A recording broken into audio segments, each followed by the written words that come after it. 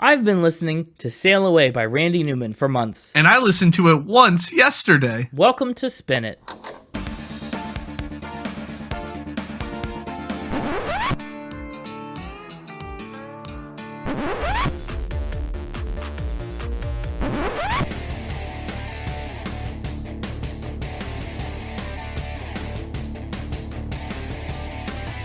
Hello, everybody, and welcome back to Spin It, the record ranking podcast for people who would rather be listening to music. I'm James, and with me, you know him, you love him, you got a friend in him. It's Connor. Well, you might not love me. Oh, no. You might just like me, and that's okay. Well, please don't say it if you don't. Anyway, it's Connor.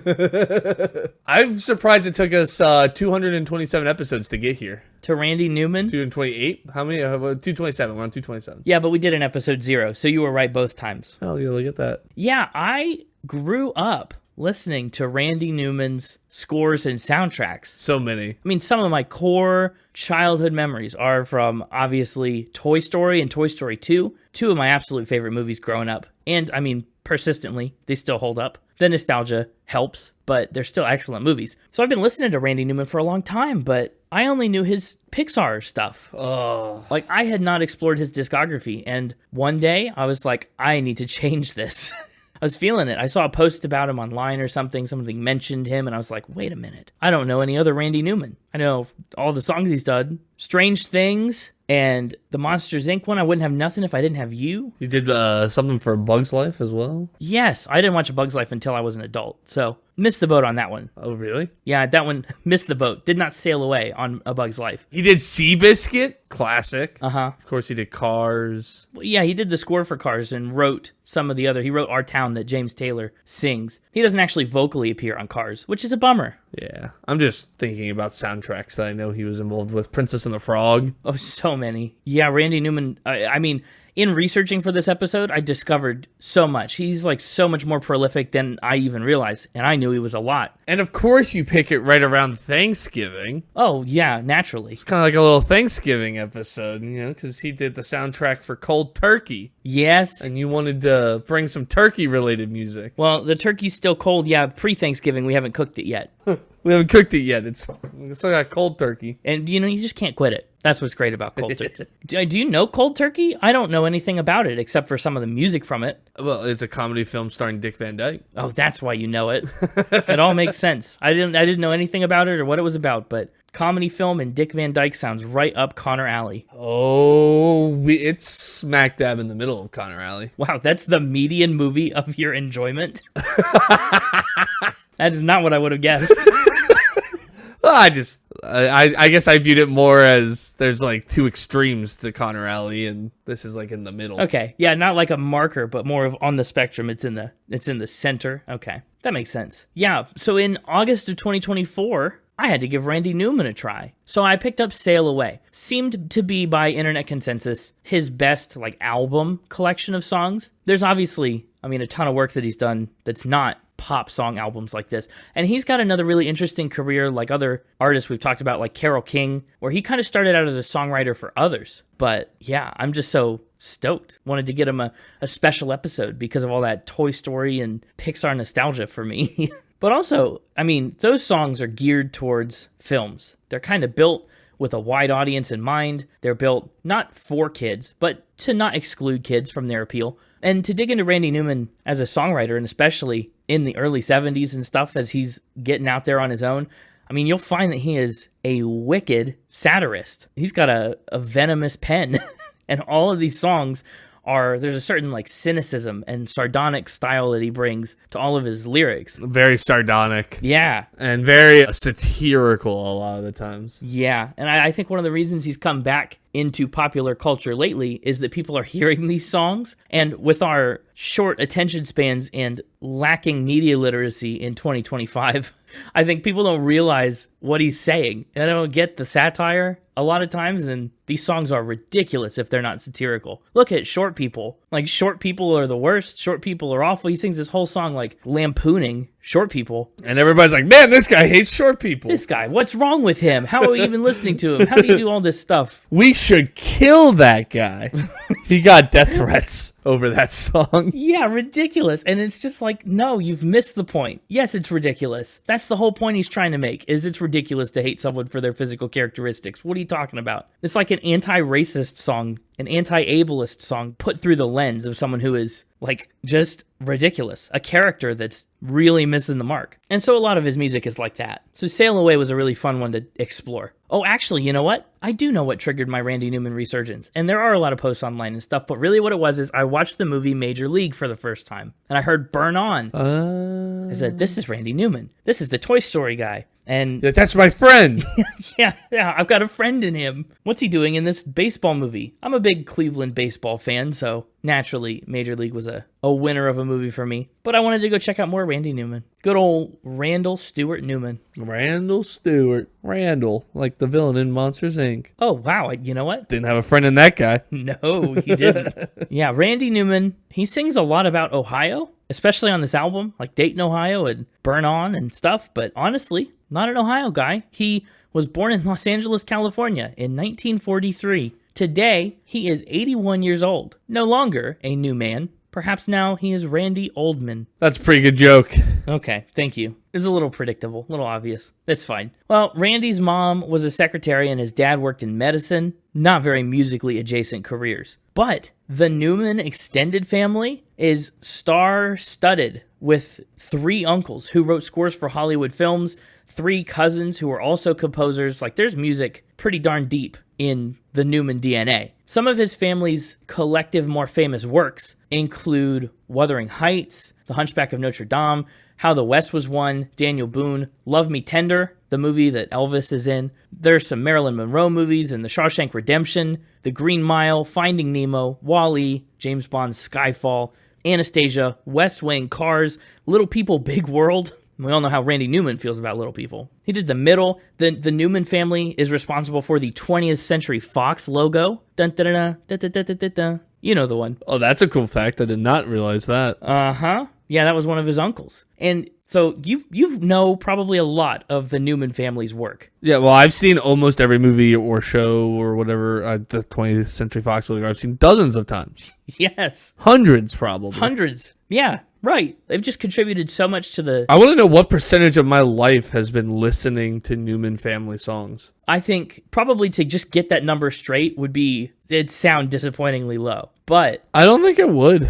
I don't know, man. Let's see. So, like, I've been alive for almost 250,000 hours. Uh-huh. So, let's say every Newman movie you watch is entirely scored the whole way through, top to bottom, no breaks, 2 hours long. Uh-huh. And let's say you've watched, 300 movies, 300 Newman movies, which is a crazy high amount. No, probably not across my entire life. I didn't think about how many times I've seen Toy Story. Well, if you did that as a percentage, if you watched 300 Newman movies and they were 2 hours long and scored the entire time, the percentage of your life you spent listening to Randy Newman would be less than 1/4%. That's a lot. I mean, it is when you consider all of your life.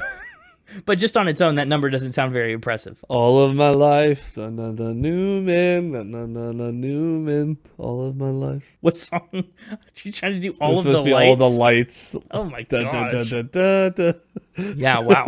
No, they're prolific. The Newman family is actually the most nominated extended family at the Academy Awards. They have a grand total of more than 92 nominations for their music, which is just unreal. Little Randy Stew, mostly grew up in New Orleans, Louisiana, but he came back to Los Angeles when he was 11. He moved from LA to LA. Wow. That is Louisiana to Los Angeles. As he grew up, he took more of an interest in composing and songwriting, especially, again, from a filmmaking perspective, really digging into those family roots.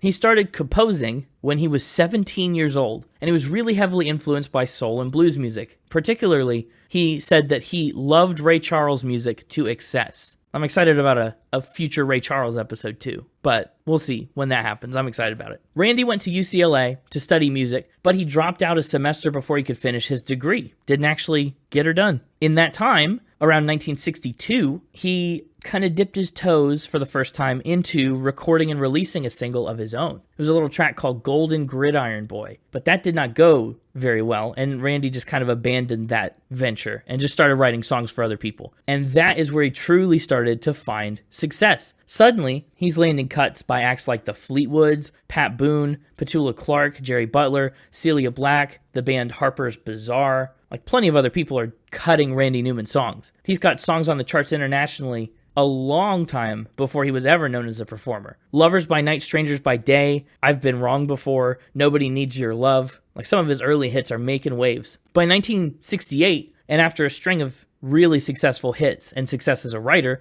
Newman took another crack at recording his own stuff. His self-titled debut came out in 1968, although some people also know it as Randy Newman Creates Something New Under the Sun, which is an awesome title. And that album was pretty well received by critics, but critical success is not mainstream success. That album was very far from a hit. Like, so far from being a hit that when people bought the album and listened to it, his record label, Warner, offered them the chance to trade it back in for a different record from their catalog because it was so bad. Dang. Yeah. Like, oh, you bought that Randy Newman album and you didn't like it? Have a Doobie Brothers or something. Like, whatever it is. It's rough. They would never do that today. No, absolutely not. It was a different time, you know? They released this album, and as soon as they, kind of recouped all the copies that were in circulation, they straight up just put it completely out of print for 15 years. Even into the time that he started being really famous. They just did not reissue Randy Newman Creates Something New Under the Sun. However, that first album itself did not do great, but it did spawn a real classic. I Think It's Gonna Rain Today. Do you know any version of I Think It's Gonna Rain Today? Maybe. Probably. It's been so widely covered. Artists like Nina Simone, Leonard Nimoy from Star Trek, Spock has covered that song. Dusty Springfield, Peggy Lee, Neil Diamond, Barbra Streisand, Joe Cocker, Peter Gabriel, Tom Odell, Tom Northcott, UB40, like 19 other artists covered I Think It's Gonna Rain Today. Art Garfunkel, Glenn Campbell, Bette Midler, and others also started covering songs from that first album. And Randy Newman, hey, he's doing okay. His second serious full-length crack at a record was called 12 Songs. And instead of being a full-fledged album, 12 Songs is more of like a stripped-back, piano-oriented album. Mostly just the guy and the piano. He got some help from notable names like Ry Cooder and some of the Byrds, like Gene Parsons and Clarence White. We haven't talked much about the Byrds, but we kind of barely glanced off of them the tiniest bit in our Emmylou Harris episode. And it was the same deal. Critics loved 12 Songs, but it never really got popular.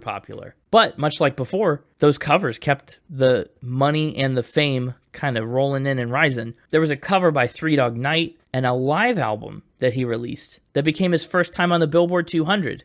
Sneaking in there at number 191. But that gave him the little extra boost of popularity headed into the 70s, and it was just what he needed to get into his third record. And that third record is Sail Away, and that's the record that would really turn things around for Randy Newman as a recording artist in a big way. Sail Away, again, still a fan favorite, one of the ones that people at large most recommend, one of his best bodies of work as far as recording goes. Randy started recording for Sail Away in earnest in 1971, and in addition to a couple new releases, he also selected, much like Carole King had done, he picked some big songs that had already proven to be popular by other artists, like Dayton, Ohio, 1903, Simon Smith and the Amazing Dancing Bear. Like, some of this stuff had already been out and was already known, but he wanted to do his version of it. Some songs he'd even previously recorded himself as duets, or he did them for films like Cold Turkey. But when he covered songs like that for this record, he did some dramatic rearranging to kind of spice them up a little bit. Other songs made their debut on his live album the year before, just kind of from all over the place. So Sail Away has this interesting quality of almost being like a greatest hits album that is also a reimagining of the classics, but also is still a non-greatest hits album, just a normal LP. It's fascinating, really. And of course, as far as genre goes, it's Randy Newman's pretty signature brand of orchestral pop music. It's slower, it's very musically involved, and also he kind of lets the songs speak for themselves. He doesn't really rely on production or a ton of instrumental innovation. He gives the songs a strong foundation instrumentally, but really the focus is on the lyrics, the focus is on the delivery, like a lot more than the other like elements of a recording. To record Sail Away, Randy enlisted other talent like, once again, Ry Cooder and drummer Gene Parsons, just like he had for 12 Songs. He even brought in some family. His uncle, Emil Newman, was a conductor for Sail Away and Burn On. those songs specifically. The whole album came out on May 23rd, 1972, and once again it was big with critics. That's no surprise. The real difference is that this time, it held up with fans too. Sail Away was Randy Newman's first studio record to enter the Billboard 200, peaking at 163. It got 5-star ratings from AllMusic and the Encyclopedia of Popular Music. It's got a favorable rating from Rolling Stone and an A- from Robert Christgau.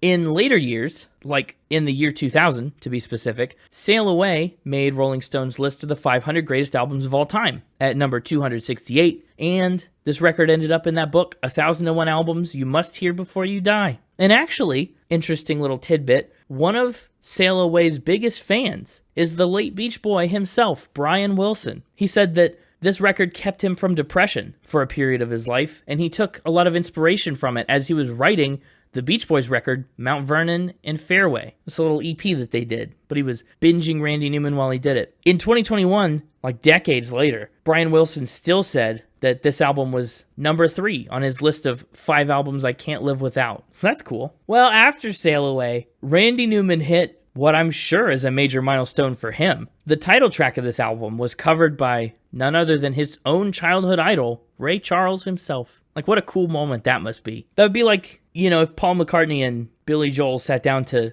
listen to our podcast together. It'd be pretty cool. So Ray Charles gets this cover. Other artists pick up different tracks from Sail Away.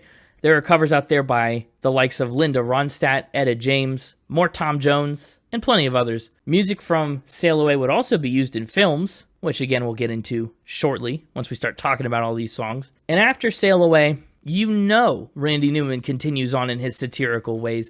He starts lampooning everyone, from redneck Southerners with his 4th album, Good Old Boys, to child murderers and police with the record Little Criminals. And he's just got this really interesting, cynical, snarky viewpoint that he brings to his music. And like we kind of talked about, what he does is he twists it around to sound like sincerity from a caricature that he's trying to poke fun at. It's really clever stuff. But to criticize bigots and short people, he plays the role of a bigot and sincerely portrays what that person might believe in a way that's like over the top and overtly ridiculous to us, the listener. He really has to get into these characters. Little Criminals, that also is the one that sparked a lot of controversy with the song Short People, but also that record exploded its way to number 9 on the Billboard 200, which is a remarkable jump from the low 190s. Do you think it's because of how many people were going to listen to the song that was causing all the controversy? I don't know. It's hard to tell whether it was that or whether it was just everybody was realizing that they knew Randy Newman songs. But probably all the tall people bought it because they wanted to make fun of short people. Of course, through the decades, Randy has continued to make music and find a lot of new ways to stay relevant in a music landscape that I feel like he was never fully in step with in the first place. Just in terms of like pop music, what's actually popular, Randy Newman has always been on the fringes of, because you have to kind of be on the fringes to poke fun at what it is. But he's developed his own little niche. Randy played Farm Aid alongside Billy Joel in 1985. His music is featured in the film Major League. And we even talked in our March Madness TV theme songs episode, episode 138. We talked about It's a Jungle Out There and how that made its way into the theme song for the show Monk. We did. It's a jungle out there, do. Yeah, I remember really liking that. That made it through a few rounds for me on that bracket, I believe. Yeah. Although it depends on what it was up against. People think I'm crazy. Worry all the time. Just want to let you have your little Monk moment. And then we get into the Pixar years, right? The Toy Story franchise and its iconic soundtracks. You Got a Friend in Me, I'll Go Sailing No More, Strange Things, We Belong Together. Like, that's the kind of music that shaped my childhood. And his other film work includes Monsters, Inc. and Wouldn't Have Nothing If I Didn't Have You, the score for Cars, and then a lot of that stuff we've talked about, and a lot of stuff we haven't talked about. Avalon, James and the Giant Peach, The Three Amigos, Cold Turkey, Ragtime. Like, Randy Newman has just had such a major and also, I would argue, pretty understated influence and presence on film and TV for the last 6 decades. It's the fact that, you can watch 100 movies with Randy Newman songs in them and not realize you're listening to Randy Newman songs. That's what I mean by understated. And also, on a sadder note, in the aftermath of Hurricane Katrina, his 1974 song, Louisiana 1927, spiked up again into a major hit. So Randy, that's the 2000s he's staying relevant. Even as recently as 2016, he is strikingly on the cutting edge. Like his single from that year called Putin, which is a critical, satirical song about the Russian government. That song was so good it earned him a Grammy. Yeah. And his latest work to date is from 2019, which are his scores from Marriage Story and Toy Story 4. Marriage Story, I did not realize that was him. Yeah. I didn't realize it was him either, but that's because I haven't seen it. Randy also features on a track from John Batiste's latest record that just came out a few months ago. His Big Money album, Randy Newman is on. Like as a new feature or just as like a sample? No, it's a new feature. Yeah, he's on there singing alongside. Oh. Yeah, for a new song. Lonely Avenue, it's called. It's not bad. But, of course, the man is 81. It's safe to say he's probably pretty retired. 81 years young. 81 years young. That's right. A brand new man. He was still playing shows with some frequency in 2023, and he had a date or two in 2024 as well. So he's not done yet, which is awesome. It's just nice to see, a man that's had such a long, storied career, like still just doing what he loves because he loves it. He doesn't need to go play shows, but he loves it, so he does. Randy Newman's awards and accolades are remarkable. For a long time, Randy Newman held the record for the most Oscar nominations without a win, with 15 nominations. That kind of Oscar streak would give Leo a run for his money. Did that, does he lose that because he finally got a win, or did somebody have more than 15? No, he got a win. He broke that streak in 2002, Monsters, Inc. But then does he still technically have the longest run of nominations without a win? Like, just because he got the win doesn't mean he doesn't have the longest streak in a row without one. Well, that's true. That's a great point. Looks like, that's been fully broken. Greg P. Russell has 16 nominations without a win. Who's that guy? Well, he was nominated for, sound. So he definitely does behind-the-scenes stuff.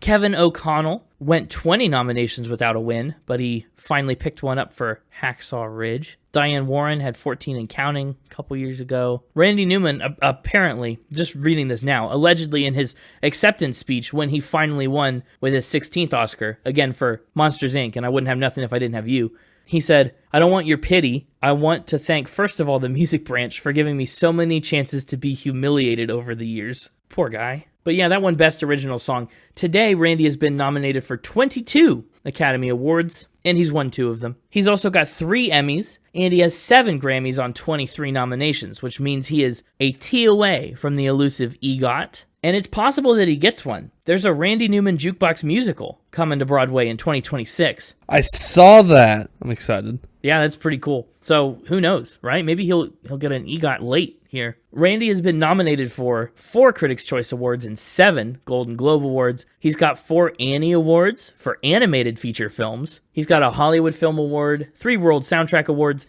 and tons of critical recognition. Randy Newman is also a Disney legend, alongside, as far as artists we've done episodes on, alongside Phil Collins, Elton John, and Miley Cyrus, and plenty of other people. I actually, for the first time, did a bit of a dive into the Disney legends. Oh, yeah? Looking into Randy Newman. You had to. And there's some real cool stuff in there. There is some cool stuff in there. But now he gets to be a Spin It legend. Yes, Spin It legend Randy Newman. Can that be his Spin It award? We haven't given out a Spin It award in a while. Another Spin It legend, like Phil Collins? Yeah. I like it. Make him a Spin It legend. And then now, because he has a Spin It award, he's a T away from a CGOT. Yep, super rare. Super rare. Andrew Lloyd Webber got one of those, right? Is that who we gave a CGOT to? Yeah, it was Andrew Lloyd Webber. He got CGOTs as his unit. Yeah. You can also find, in addition to the Spin It Hall of Fame, you can find Randy Newman in the Rock and Roll Hall of Fame as of 2013. You can find him in the Songwriters Hall of Fame as of 2002, and on the Hollywood Walk of Fame as of 2010. And most other times you can find him in his home. Lounging by the pool. Does he have a pool? I wonder. He could kind of sail away on a small scale. I mean, what kind of rich person doesn't have a pool? We don't know if he's rich or not. I mean, come on. The royalties on You Got a Friend in Me alone ought to make him never have to work again. Well, look, just because he makes a lot of money doesn't mean he's rich. It's true. It's all about how you invest in the stonks. Yeah, I'm going to pretend that's the thing you didn't say. And let's get ready for Fact or Spin, where the Mixtaper is going to come out and teach us 4 new things about Randy Newman. Hey, you got a dastard in me. Nah, nah, nah, nah. Hello, Mixtaper. Welcome back. I'm feeling whimsical today. Whimsical? Uh-oh, that's dangerous. I got a bit of a themed round of Fact or Spin for you. A whimsical themed round of Fact or Spin for the Randy Newman episode? Oh boy. What theme are you working with? Do I get to know? The Friends of Randy Newman. The Friends of Randy Newman. This is all play on You've Got a Friend in Me. Yeah. A song that's not even on this album, Yeah. but the first Randy Newman song that most people know. Well, who are Randy Newman's friends? Are each of these not about Randy Newman, but about people he knows? Up first, Randy Newman has a friend in the Cincinnati Bengals. Like the NFL team. Yeah. Well, that's cool. What on earth do they like play Randy Newman music at their games? No. Okay. Is he like a season ticket holder? No. How is Randy Newman friends with the Bengals? He just really likes him. Oh, he's a fan, a Bengals fan. A big sports fan in general. I can believe that. He once said that a shout out from the Cincinnati Bengals meant more to him than reviews comparing him to Bob Dylan and Gershwin. A shout out from the... Look, I know that probably means something more meaningful, like issued from the team themselves, but I'm just picturing the stuff they do for like every 6-year-old's birthday when they go to the game. Just like throw it up on the Jumbotron. Thanks, Randy. No, it was specifically one of the linemen. One of the linemen in an interview or something like threw a shout out to the fact that they like listening and warming up to Randy Newman music. Listening to Randy Newman to warm up for your professional football game? Man, if you had to tell me that an NFL team was doing that and I had to guess who it was, I'd tell you it was the other Ohio team. That's a Cleveland Browns sort of warm-up song. Just, burn on, Cleveland Browns. So, someone from the team calls him out and shouts him out, and he loves that so much. Loves it more than being compared to Bob Dylan or George Gershwin. That's wild. That's a wild opinion to have. He considers one of his career highlights to be when NFL player Mike Reed mentioned in Sports Illustrated that he liked Randy Newman's music. He said that was the most exciting press mention he'd ever received. Wow. And are the Bengals his number one team? Like that is his football team? Nah, I don't know about that, but they like listening to his music. I'm just trying to judge like why he would love it so much. Well, the Cincinnati Bengals lineman is his friend. He's got a friend in that lineman. Seems parasocial, but okay. I think this is a fact. Thinks it's a fact, folks. Well, Randy Newman's connection. In fact, Randy Newman even during like an early career interview ignored the interviewer to watch the World Series. Like the interviewer's like trying to ask him about his music and stuff. He's like, yeah, but the World Series is on. I don't have time for this. I mean, that only happens once a year. And it's the whole World Series. Yeah, right. There's a lot of American teams and one Canadian team, and it's the whole World Series. Probably a misnomer. But yeah, he strikes me as a big sports guy. I mean, his music is in some sports movies. The Ohio connection, again, feels tenuous because, he sings a lot about Ohio on this album, but he's a Louisiana and California guy mostly, at least in childhood. I think it's fact. I'm going to lock in that this is true. This is a true fact. Oh, man. Maybe Randy Newman will like this better than the Cincinnati Bengals shout out. Probably not. Well, I doubt it too, but we can dream. Our next supposedly true friend. Supposedly true friend. That's funny. A dancing bear. Randy Newman has a friend in a dancing bear. Yeah. Like Simon Smith in The Amazing Dancing Bear. Yeah. What dancing bear friend does Randy Newman have? Well, he once shared the stage with a dancing bear. What dancing bear could he have shared the stage with? I don't know too many of them. Apparently the bear's name was Hugh. Hugh? Yeah. Where does he meet Hugh the dancing bear? On stage. But what stage? Like, what's the venue? What's the occasion? Yeah, this was in 1976 during one of his live shows. I don't have a location because this is just a rumor. A rumor that Randy Newman danced, with a bear or a dancing bear was near him? Because I know these bear facts before. I listened to the Knox Hamilton episode. It was a rumor that he performed with a dancing bear. It's so ridiculous. There's no, evidence that he actually did. What even does a dancing bear do? It just does a stand up and walk around?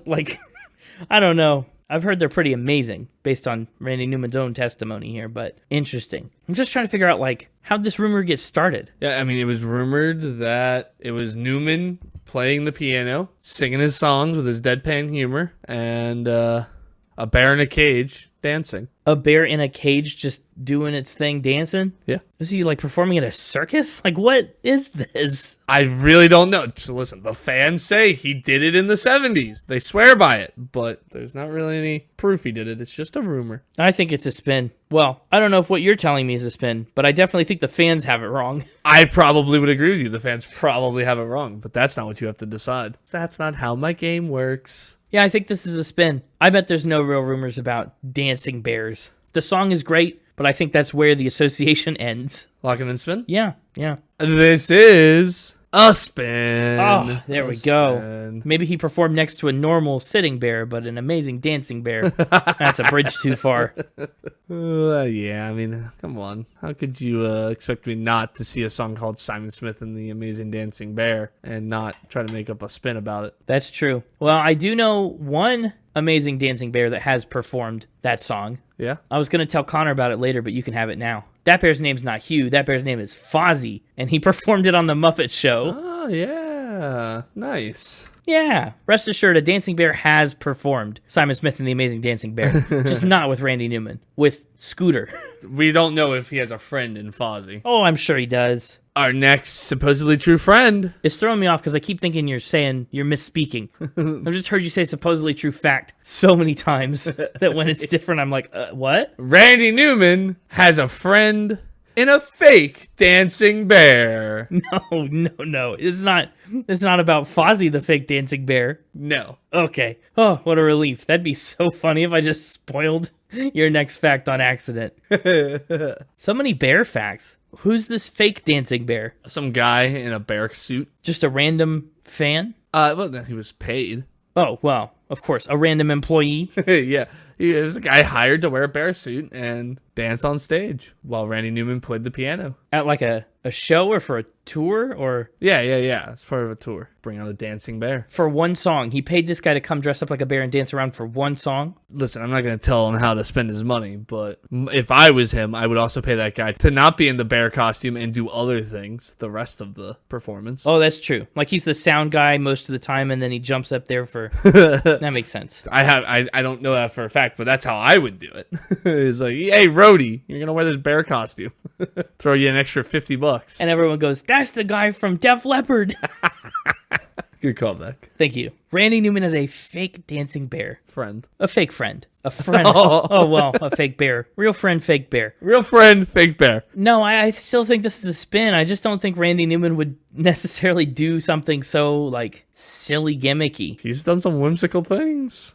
He's a very whimsical guy. I know, but I get the sense that he likes to let the music speak for itself, and a dancing bear, while it fits in the lyrics of Simon Smith and the Amazing Dancing Bear, that doesn't fit anywhere else, and I just don't think that I don't think that would be the only thing he'd do during a show, but I also don't think he'd have gimmicks for any other songs. Okay, fair enough. Fair enough.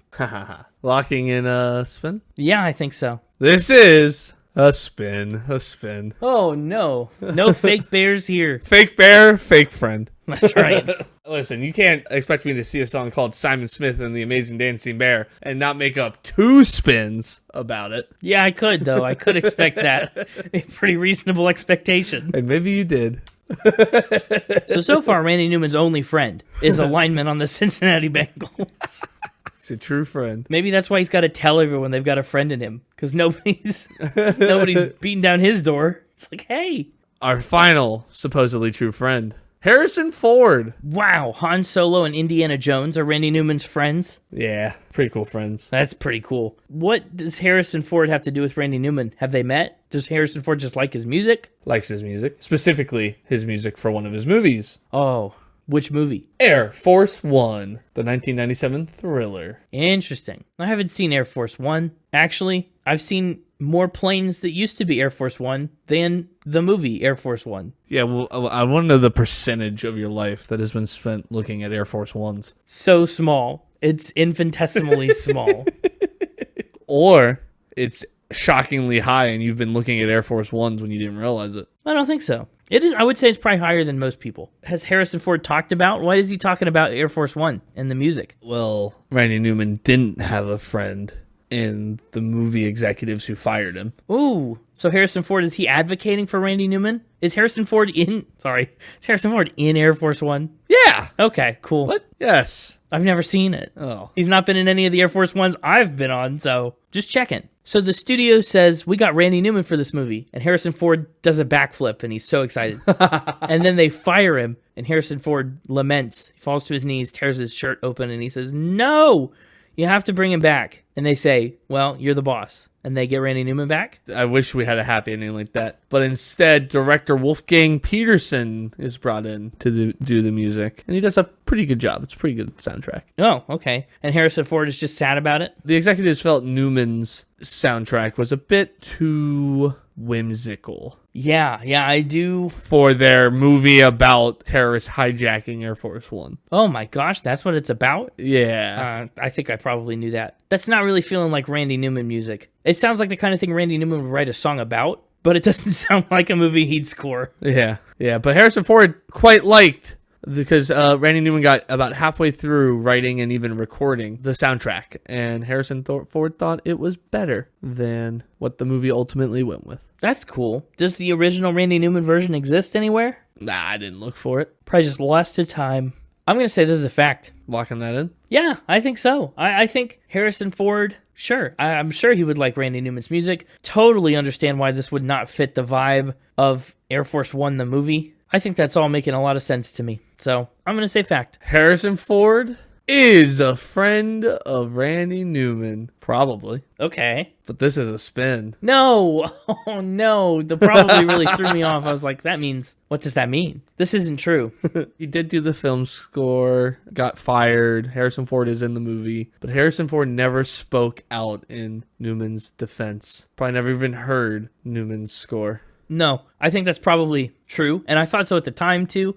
But if you're scoring a movie, I mean, it's already been filmed. So maybe, and Harrison Ford, he's a high-profile guy. So maybe he would have access to, like, in-progress cuts, something. But that's sad. So, Harrison Ford, if you're listening to this, let us know. Are you friends with Randy Newman? Yeah, and if not, why not? Yeah, if not, why not? And can we be the thing that brings you both together as you're both sitting here listening to it? Oh, that's good. If we reconcile... Is it reconciling? Or concile. I think it's just consiling. Yeah, if we reconcile or concile Randy Newman and Harrison Ford, this will be the greatest episode we've ever made. It's like that Somewhere Out There song where they're like both like looking at the same star but from different places. Yes. A movie about the rat from Eastern Europe.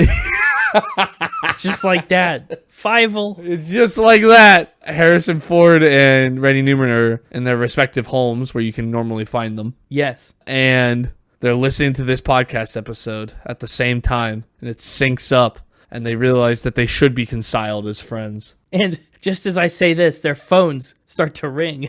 Well, not really. One's calling the other. They're probably both calling at the same time, and they get dial tones. Yeah, if they both call at the same time, and they get the dial, it goes straight to voicemail. And well, don't give up. And then they just give up on the whole thing. Let's hear Randy hang up, and then Harrison will call now. Yeah, and then you guys talk that out for the rest of it. Hit pause so you can still listen to the rest later, but you talk that out and have fun. And make sure we know that you did it so I get that point back. Ridiculous. Well, this was fun. I lost. I always do tend to go on a cold streak after Mixtober. Cold turkey, man. Yeah. Gotta go thaw it out so I can start my mixed ducking. Mixed ducking?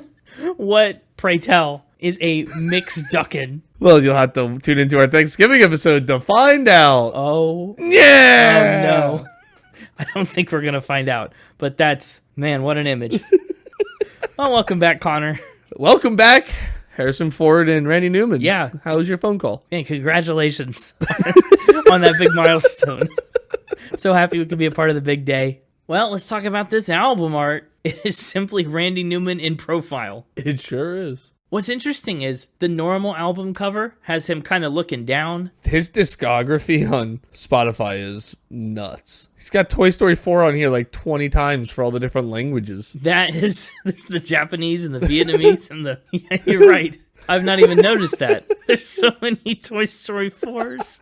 12. There's 12. Remember the album he put out 12 songs? He's put out 12 Toy Story 4s. Fantastic. Pleasantville original motion picture. Oh, I didn't even talk about this. He must be on this too. Yeah, I was just looking at that actually. That's what I saw that, and that's what made me notice all the Toy Stories. Yeah. Well, there's the Randy Newman songbook collections and Monsters University. And yeah, half his discography is very like actual serious stuff. And then half of the stuff on here is soundtracks and scores. And the other half is all Toy Story 4. Toy Story 4. He's a big pictures of his face guy on all these albums. He is a picture of his face guy. Gotta get it out there. Honestly, his look on this Little Criminals record really reminds me of like Craig Finn and some of his album covers. Oh. But yeah, the normal version of Sail Away, his head is at like a normal angle looking down at almost probably a piano. The Spotify expanded edition, the whole album is kind of tinted purple, and he's like sideways. It's like they've rotated it 90 degrees, text included, for absolutely no reason. The reason is why not? Yeah, why not? Works for me. It is tinted purple. I didn't realize it wasn't tinted purple in the original. Yeah, I always go try and find artwork from places that's not Spotify, because some of their albums you don't have much of a choice on what it shows you. Like with The Beautiful Lie the other week. Yep. The Left Justified Rose was so much better than the little half skull circle thing. Shall we sail away into this album? We shall. We should set sail into Sail Away. Title track at the beginning. Oh, are you saying title track like Title, like is the title, or are you saying like title track because boats and sailing, like with a D, title? I don't get it. Okay. Before we get into the actual song, the first thing I gotta point out, Yeah. he says American weird. He says American weird? Yeah, he puts a U-N on it instead of an A-N. American. Puts an Un on it. Well, I don't know. I think that's just semantics.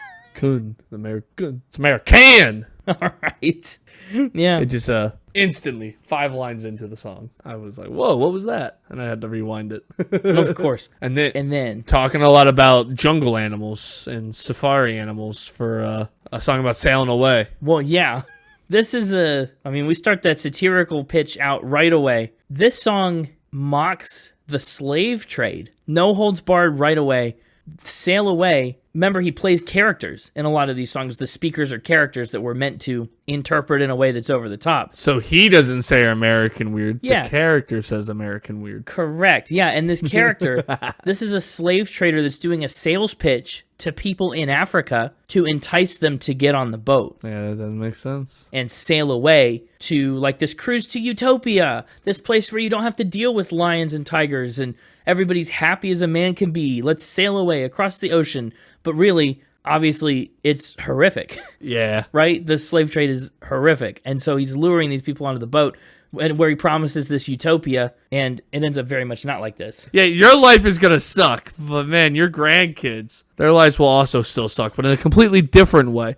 Yeah, it's rough. It's a really interesting brand of satire. It is. It's such an interesting brand of satire. It's subtle. It's not like, these satirical songs. Well, this one's a little less subtle, but yes, in general. Well, but it's subtle in the sense that all the satire exists in the negative space. He says monkey weird, too. Sorry, the character says monkey weird, too. He puts a K on it instead of a key. It's not monkey, it's monkey. I think you're really leaning hard into the pronunciation of things. Listen, as the guy who never pronunciates anything right. Oh my and yes, gosh. I said pronunciates instead of... I did that on purpose. Yeah. You heard me stumble it so I could make I did it on purpose. Okay. Just to be clear. Sure. It's the guy who... I don't even remember my own joke now. As the guy who can't pronounce anything right. Gotta point it out when I see it. Of course. The satire is like not in your face, because if you don't know for some reason about the slave trade, if you don't know... Hey, if you didn't know anything about the topic he's being satirical about, you might not realize it's satire. Well, yeah, okay. Like the context, like we get the sincere perspective of this character. You have to do a little digging to infer the greater context. I really don't think you do on this one. By the time you get through the first 2 verses, I mean, you gotta know. You might be, the first couple of lines, you might be like, okay, what is he talking about here? But by the time you're getting into climb aboard and sail away with me into Charleston Bay. Charleston Bay is a bit of a giveaway. The start of one. And then... Yeah. But I can see why people would get upset about this though, even with it being satirical, because he leans heavy into some of the stereotypes. Yeah, he does. In the satire. He does. And yeah, if you just hear this cold, if you don't understand that he's being satirical and you just take this at face value, this is awful. This is ridiculous. Thankfully, most people do get it. And anybody that takes half a second to look into it will understand. But, yeah. Makes me wonder what You Got a Friend in Me is really about.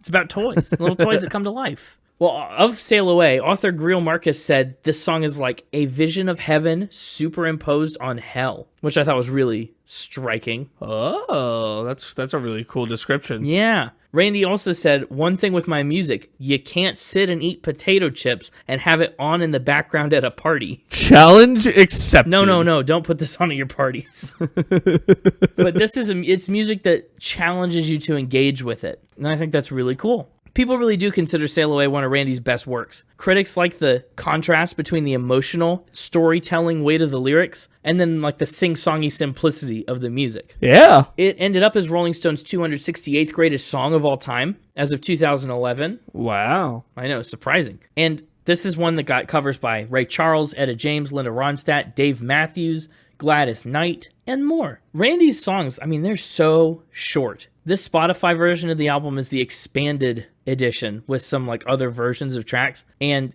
even then, it's only 41 minutes. Like, it's shorter than most of the other albums we talk about. Compared to the flippin' 3 album. To the Mother, the Mechanic, and the Path. Yeah. Yeah, this is bite-sized. Good stuff. Well, Sail Away is kind of a simpler song. You know, it's Randy and a piano and some orchestration. Lonely at the Top kind of gets us into a little more of a swinging mood. Kind of get a little more woodwinds in there, some clarinets and some brass. Some nice horns and woodwinds. Yeah. Lonely at the Top, it's a song that Randy wrote for Frank Sinatra. Oh. Yeah. I can see that. Sinatra turned it down. But we talked about how Sinatra got so big that he became untouchable, right? And this song is about the isolation that you feel socially when you're alone at the top of the game. You have no competition. Nobody can touch you. You got nothing to strive for to be better. You're at the top. So that's the perspective he's trying to write for. But when Randy records his own version here, I mean, he is not exactly at the top. So it takes on this interesting dimension, you know, because he's kind of playing a speaker who's at the top, even though he himself is obviously not there yet. He gets there. But yeah,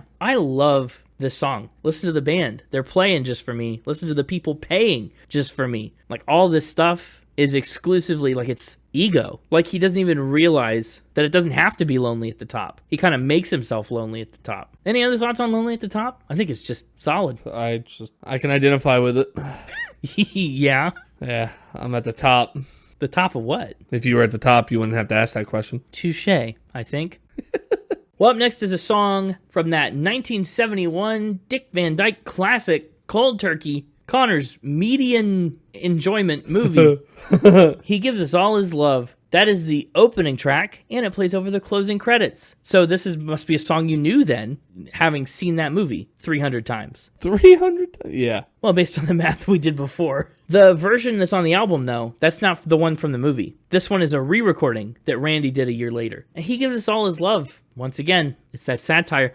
It's a song that feels like it's genuine in trying to hit the same emotional chords as like a gospel-esque song, like a Jesus Loves Me type song. But he talks about sadness and suffering, and he kind of wrestles with this concept of a loving divinity who lets that stuff happen. He sees you suffer, but he gives you all his love. Kind of like a thoughts and prayers, but from God's perspective, is the vibe that he's going for with He Gives Us All His Love. And it's just it's remarkable the amount of sincerity he can put behind these lyrics that are so satirical. I like how this song gets so big in the middle in a way I didn't expect. Yeah, there's some really sweet orchestration in here. It's kind of interesting to hear Newman take a step back from the piano for large chunks of He Gives Us All His Love. Like, he starts there, and then it kind of fades out in the middle, and then it comes back for the end. But it's a nice little change of dimension, and it's so short. Under 2 minutes. We hardly even get a chance to listen to it before we move on to Last Night I Had a Dream. Last Night I Had a Dream is interesting because, like, how many songs have we heard about dreams? Like Living in a Dream, Hopes and Dreams, and it's typically the song that's about nightmares. Well, this one is. And typically when you start a song with Last Night I Had a Dream, it's idealized and happy and idyllic and all that. But yeah, Randy's version is nightmarish and more realistic, where he like wakes up and he just can't remember very many details. And what he does have is disjointed and confusing. It's like a real life dream. I wake up and forget my dreams so fast if I have them at all. And all he has are these little flashes. Like, you were there and everyone was in the dream and there was a ghost and something happened and I was scared and it was here. We were here in this place and then something else. Like it's random. It's random and confusing. And so he kind of satirizes dreams. And the way that people treat dreams is like this big revelation, this big emotional moment when most dreams just aren't. Yeah, I like how big it gets in the middle. Yeah, he kind of hits a new high here. The other three songs were so subdued. He definitely hits a new high. There's some electric guitar on here. That's not one you hear a lot. This Honey, Can You Tell Me What Your Name Is? He's really going for it. What's also interesting is the song ends with like 40 seconds of instrumental. On an album where he's so focused on being a good lyricist and these songs are so intentionally short, it's kind of cool that Last Night I Had a Dream isn't afraid to like extend that. Give us a little bit of a breakdown. The rare Randy Newman guitar solo. Pretty, I like it. I like it a lot. Yeah, I do too. And he does a good job at balancing this album too. We move from the dark, confusing scariness of Last Night I Had a Dream into this happy-go-lucky, like fun, whimsical, it's a good word, this little circus tune. Simon Smith and the Amazing Dancing Bear. This song, it was covered early on by the Alan Price set in 1967. Randy, of course, didn't sing that version, but he wrote it. And when it went to number 4 on the British charts, it really shed some light onto this new up-and-coming songwriter. And it was also a major factor in getting him signed with Warner shortly thereafter. So, for this record, Randy decided to cover it himself, since it had such a cool significance to his career. Randy also thought it was a big turning point for him as a songwriter, because, he's doing all these ballads and these love songs, and he was, at the time, trying to write a serious song for Frank Sinatra Jr., but he was hitting a wall, getting writer's blocked, and he just started pivoting, just started writing words, and he pivoted to this tale of an entertainer and a literal dancing bear. He said, "Then I was never the same, and I never wrote particularly conventional songs after that." So what do you know? I know you love a good novelty song. How's the dancing bear grab you? Oh, not a friend in me. You don't like the dancing bear? Oh, I love the dancing bear. Oh, okay. I guess I said that backwards. He's not a friend. I was trying to make a reference to two fake facts. Oh, yes. Spin. Yeah, but you instead said the opposite of what you meant. Yeah. Okay. You really confused me. I was like, I thought you'd really like this song. No, we're 5 for 5 on me liking songs so far on this album. Oh, that's great. I thought Randy Newman would be a pretty safe bet for you. They'll love us, won't they? They feed us, don't they? It's a shorter song, barely coming in above 2 minutes. Barely. Stop it. Who would think a boy and a bear could be well accepted everywhere? It's just amazing how fair people can be. What a pun. I mean, Christopher Robin and Winnie the Pooh. Christopher, Kinda. That's a good bear combo. Kind of seems like bears and boys go together pretty well, actually. Yeah, you're right. Touche. And, like we talked about in Factor Spin with the Mixtaper, the Muppets covered this song, and Fozzie is the unwitting dancing bear. He has to come in on a leash, and he doesn't realize he's going to be dancing. By the end, of course, he comes around and starts giving it his all. I love the Muppets. So fun. This song has such a catchy melody. It's one of his most sing-songy melodies on this whole album. It's just really enjoyable. And again, it's a good thing it's here, because the dark chaos of the dream into the happy circus vibes, like that's a needed pick-me-up before we get into one of this album's saddest moments in Old Man. Yeah, I like how the song ends with that piano, little piano riff at the end. Yeah, it's a classic. It really brings the mood down after that. Oh, big time. Old Man. It's a song about dying, and it is a sad one. I mean, old men always bringing the mood down at the party. No. Telling kids to get off their lawn, taking care of monster houses. I don't remember much about Monster House. Do we even watch Monster House? Have I seen it? I don't think you have. I think I just keep telling you about it. Well, this Old Man song, yeah, it's a sad song about dying. And it's also a total pivot from something like He Gives Us All His Love. Right, that song's all about God giving us all his love. Even though satirical, it's there. And here he says, there won't be no God to comfort you. You taught me not to believe that lie. You don't need anybody. Nobody needs you. Don't cry, old man. Everybody dies.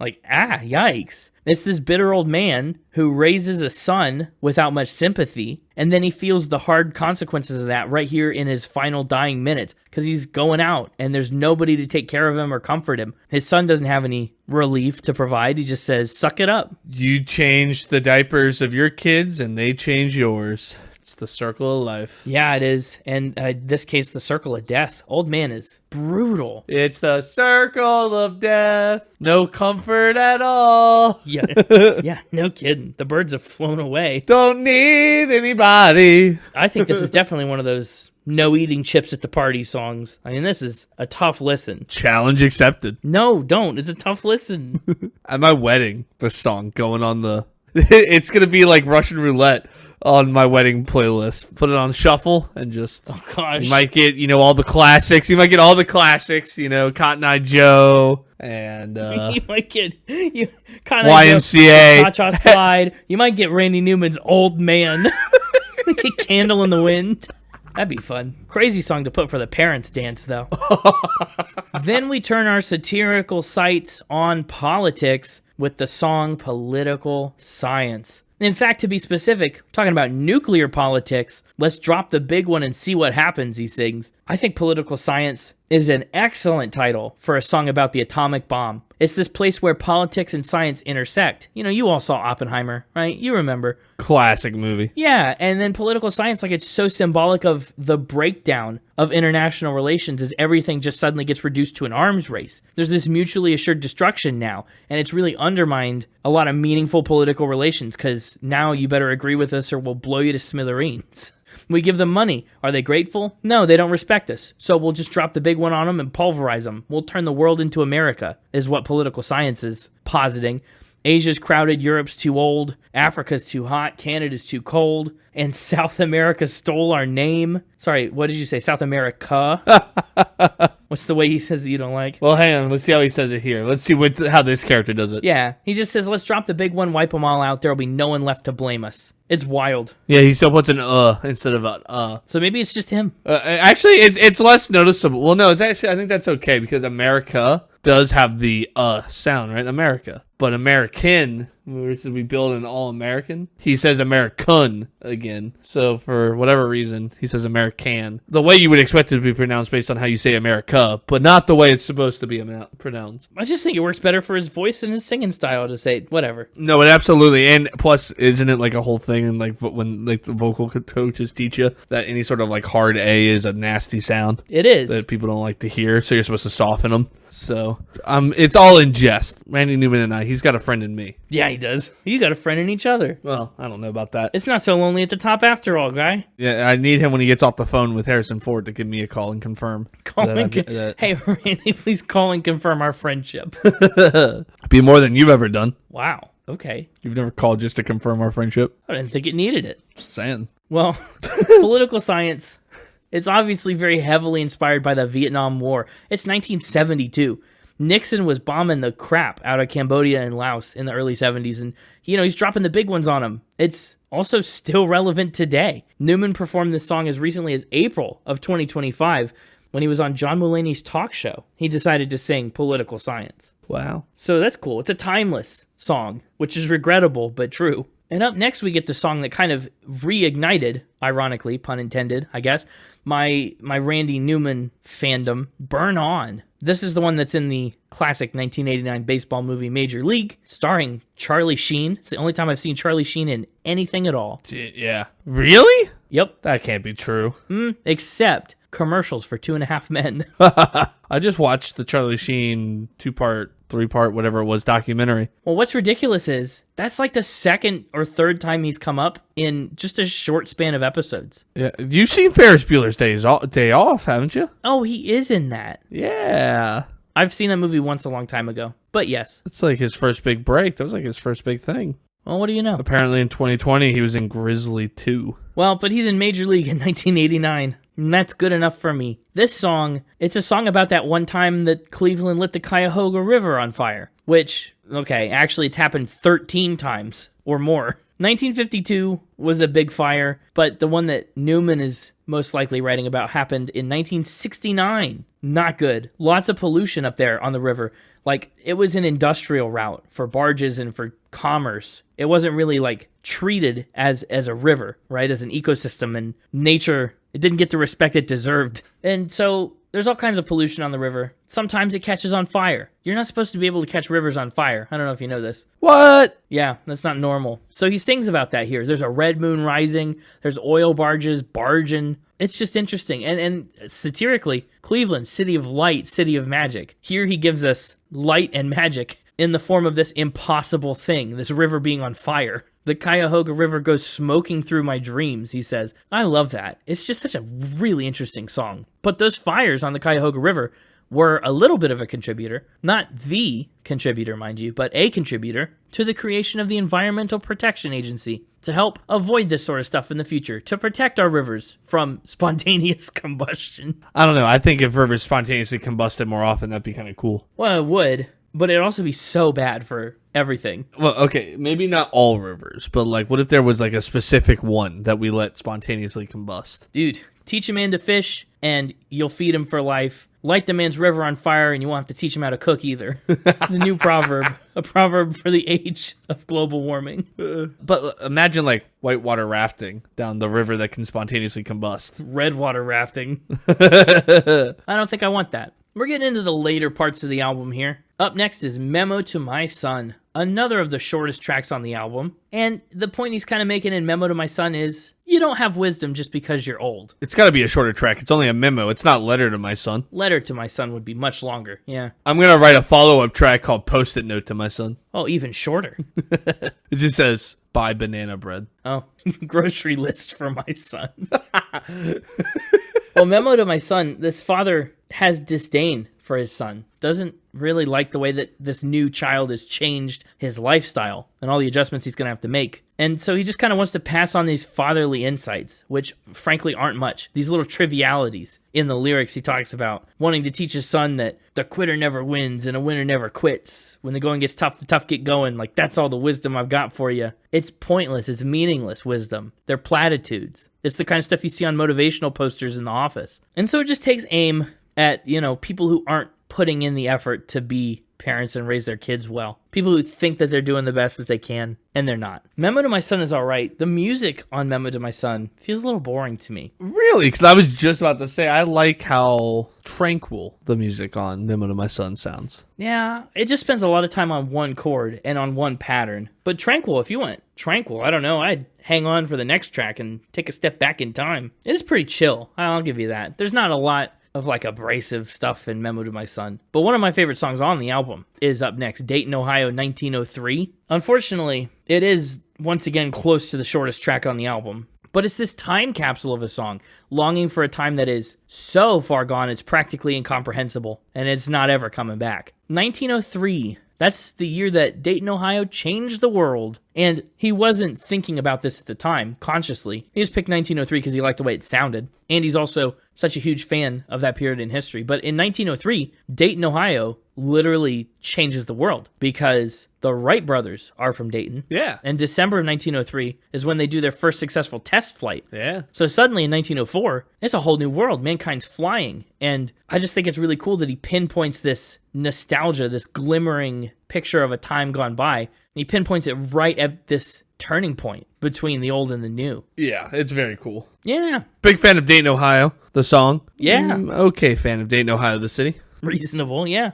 Randy says that his favorite period in history is between about 1890 and 1914, before World War I. It was looking like nothing bad was going to happen. At least ideally, there was a sort of an innocence in the world where they didn't really get a sense of how bad war was in terms of modern weapons, churning people up. He said, I do have an interest in it. So yeah, this song too is satirical, but maybe in the most subtle way at all, because it's just how vastly different this chill, come over for tea with the missus, like that calm and peaceful portrayal of Dayton 70 years ago, how different that is from the Dayton of that day. And now we're even another 50 years removed from that. 1903 feels like a super distant dream to us now, but man, I think it's just such a pretty song. I'm a nostalgic guy, so I love a nostalgic song. What? The next track. Oh, Yes, I'm just already laughing about it. what are you chuckling about? You can leave your hat on. Well, that's just what the stewardess probably said to the person who... Lost their seat on the plane. Sir, you don't have to give that hat its own seat. You can leave your hat on. He said, no, I'm leaving it here. Yeah, no doubt. You can leave your hat on. This is a rocker of a track. Yeah, it is. Randy Newman's version came first. This is the first time anyone heard this song on an album release, but this is another one that spawned a litany of covers. One of the most famous is Joe Cocker's 1986 version, but Etta James, Three Dog Night, Tom Jones, and Ty Herndon all covered You Can Leave Your Hat On. Randy Newman said he couldn't even sing this song low enough. Like, it's below his register, and he's got a pretty notably lower register, I think. What do you think about You Can Leave Your Hat On? Kind of like an odd striptease of a song. It made me, it made me want a little more of this style. Yeah, this bluesy, like muddy kind of, there's a certain like seventh chord energy here that I really like. And there's more electric guitar in here, another couple guitar solo kind of moments. And I just like the song. I don't know, it's just kind of fun. You give me a reason to live. Suspicious minds are talking, trying to tear us apart. They say that my love is wrong, but they don't know what love is. I know what love is. And that's interesting because in this song, it feels like a really shallow depiction of love. Very physically, like lusty. Yeah. But you can leave your hat on. It's very interesting. Just that. Yeah. Wonder why that is. Maybe he doesn't like her haircut. Dang. Well, why else would you leave the hat on? Either that or he really likes the hat.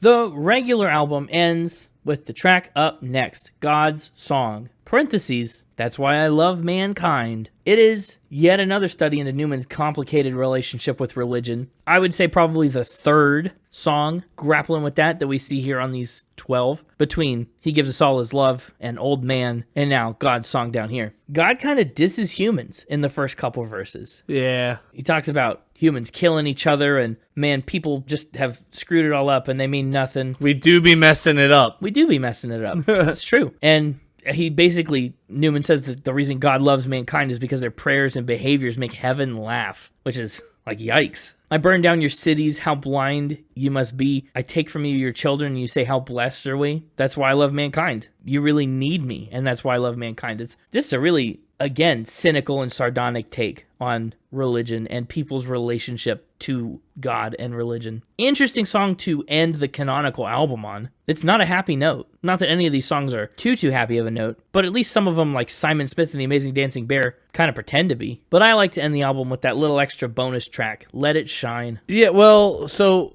God's Song, for me, just didn't feel like an end. No, it doesn't. And that's why I like to keep it rolling into the next couple tracks, because it doesn't have that finality. It doesn't have that closure. No, like, I was surprised that's how he chose to end it originally. Yeah. It doesn't even have a fun piano flourish. You know, like, it just kind of stops. No. And fades out quietly, which is why I like something like Let It Shine. Just kind of, it's a little upswing. Shorter than anything on the actual album by a couple seconds, but you know, if there's hope in your heart, let it shine. This song doesn't even feel satirical to me. Let It Shine gets a little repetitive, though.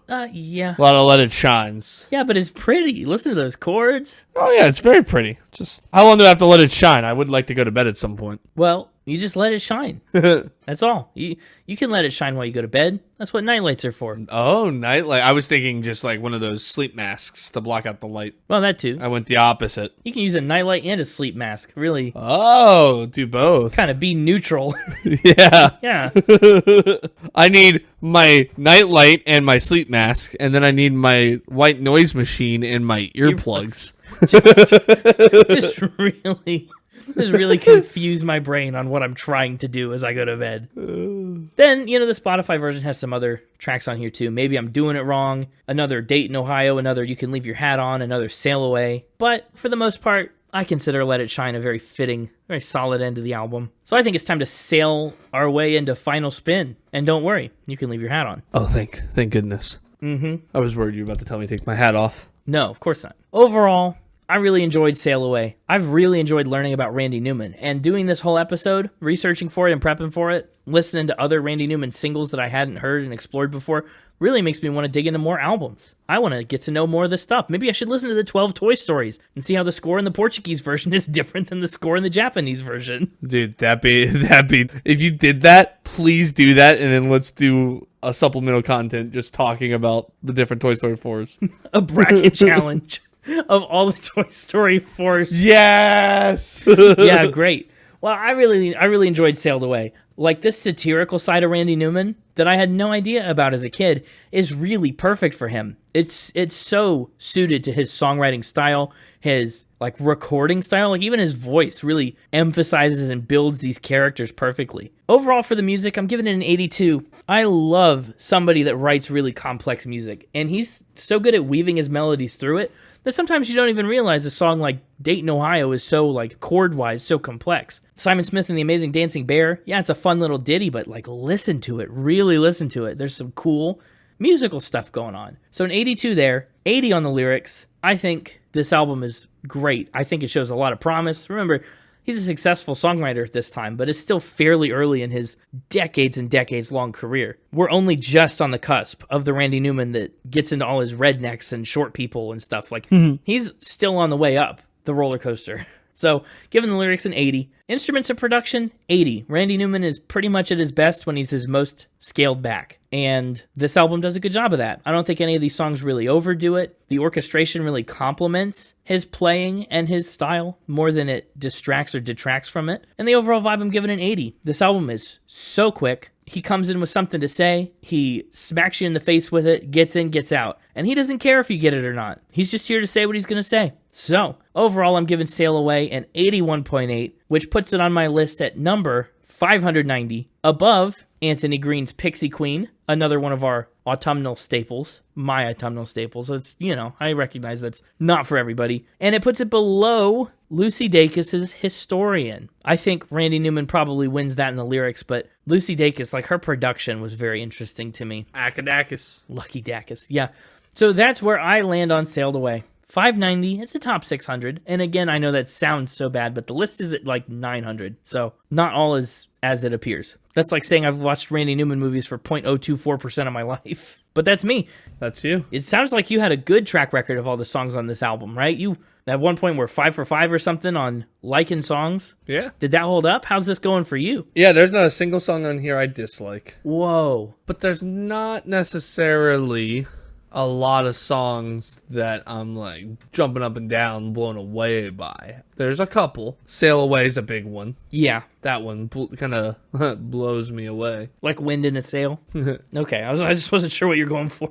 Sail's all about wind. I said blown away. Blowing's about the wind. Yeah, reasonable. But yeah, I think this album is a solid 8 friends out of 10. 8 friends. I thought about making it friends in me, but out of context, it's a little weird. It's in context, it's a little weird too. I bet Randy Newman's got a lot more than 8 friends, but none of them are bears.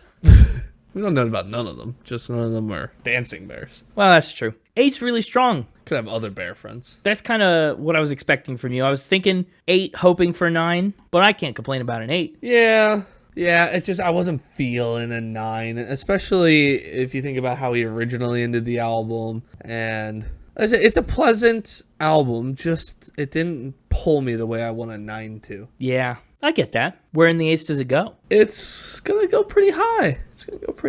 Love that. I'm actually going to put it right... It's so weird. This is going to go right below Historian by Lucy Dacus. Whoa. Interesting placement. We both put it right below that one. What are the odds? Unfortunately, it does split up my pyrotechnicians and close calls with fire units, which were fun to have next to one another. That is sad, but probably it's safer this way. Yeah. How about those top 3s? Yeah, top 3s in album order. We gotta go Sail Away. Sail Away? Yeah. We're also gonna go Lonely at the top. No surprise, you Sinatra fan. Of course you picked the song he wrote for Sinatra. And then we're gonna pick Political Science. Ooh, interesting choice. And a big skip. Yes. Not that big a skip. Only, 5 tracks? Yeah, not that big, but a significant skip in that it glosses over He Gives Us All His Love, which is a fun little jaunty ballady song, and Simon Smith and the Amazing Dancing Bear. Yeah, it does skip over that one, but I like the lyrics of Political Science, and I like the brass section of Political Science. That's true. I just figured Dancing Bear is probably his most Ray Stevens-like song. Yeah, and I almost gave it a honorable mention, but I had to give honorable mention to good old Dayton, Ohio. 1903. Yeah, that's a solid top 3. Playlist picks, though, I'm taking Sail Away. Sail Away. Yeah, it's such a rich song. It is. It's phenomenal. He puts his best foot forward. Nothing on this album really hits that high again. If that's your playlist pick, you're making my job hard. Again, I'm a nostalgic guy. I love the nostalgic, the old-timey feel of Dayton, Ohio, 1903. I love the little happy jaunt of Simon Smith and the Amazing Dancing Bear. Plus, that song's so important to his career. I love the bluesy rock vibes of You Can Leave Your Hat On. But if I'm only getting one for the playlist, it's gotta be Burn On. Burn On, that's a good one. It's a good playlist pick. It is, and I really like the irony of it. Cleveland, City of Lights, you're just this gleaming, glitzy, awesome, mythical place. He paints it like it's like Oz in The Wizard of Oz, but it's the river that's on fire and going up in smoke. Like, that contrast, it scratches the itch of Randy Newman irony for me. But there you have it. That's a Randy Newman episode. I hope you learned something. I know I learned a lot. If you want more Spin It, and I know you do. You know you do. Even if you think you don't, you do. Yeah. Make sure you follow us wherever you get your podcasts. Like, subscribe, give us a rating, pop into the comments, and tell us your favorite facts about Randy Newman, or your favorite Randy Newman soundtrack, what language you'd prefer the Toy Story 4 soundtrack in, all of it. Yes, please. That's what I really want to know. Yeah, it's probably your native language, but that's fine. If you want to find us on social media and leave those comments, you can find us on Instagram at SpinItPodOfficial, on X at SpinItPod, and you can go to our website, www.spinitpod.com. Tell a friend about the podcast. Yeah, a friend that you've got in you. Yeah, I was just going to leave it a friend. Usually I have some weird clause on the what kind of friend you're allowed to tell, but in honor of Randy Newman, just tell a friend. Yeah. Well, if you're friends with Harrison Ford, oh man, pause this episode, call him up right now. Call him up. Just let him know that this episode's out here. And don't tell him that it's an episode that's going to reconcile him with Randy Newman. Let that be a surprise. But tell him about it. Insist upon him listening to it. Yeah, don't take no for an answer. Harrison Ford, famous, warm, welcoming, and open-minded individual. That almost sounded a little sardonic. Hey, don't you compare me to those little fish. We'll see you next week. And until then, will we find out what the Mixtaper's mixduckin' is? I don't know. But stay tuned, just in case. And keep spinning. Okay, I gotta know. Who's your favorite, non-main character from Toy Stories 1, 2, and 3? What character do you really have a friend in? I say non-main character so we can just root out all the buzzwoody, Jesse answers. Sure. Give me a deep cut that you love. So, a deep cut that I love. I mean, I'm a fan of Wheezy. Wheezy. I don't know if he's considered deep cut. He's deeper of a cut. Getting his squeaker was always really annoying in the Disney Skate video game. Disney Skate?